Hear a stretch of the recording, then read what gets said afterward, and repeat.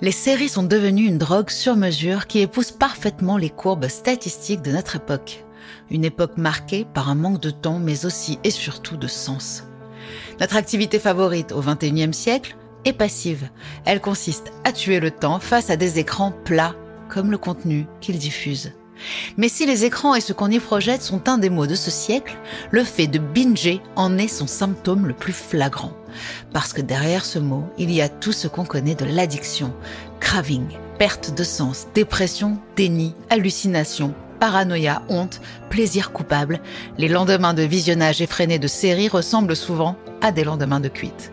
Mais le sujet est bien plus vaste que la série elle-même, et le philosophe niçois que nous recevons, Bertrand Cochard, dans son ouvrage Vide à la demande, en fait exhaustivement le tour. Quelle fonction ont les séries dans nos vies? Que cherchons-nous à faire? Ou plutôt, que cherchons-nous à fuir?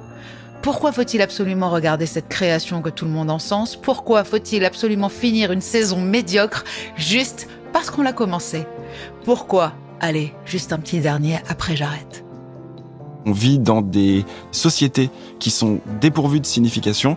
L'activité consistant à regarder des séries ou à se mettre devant un écran de manière générale, c'est une activité en fait qui est parfaitement conçue pour s'adapter à nos modes de vie. Et ça veut donc dire que on peut critiquer les séries, certes, mais en fait on doit faire porter la critique sur les conditions de vie qui rendent nécessaire le fait de regarder des séries.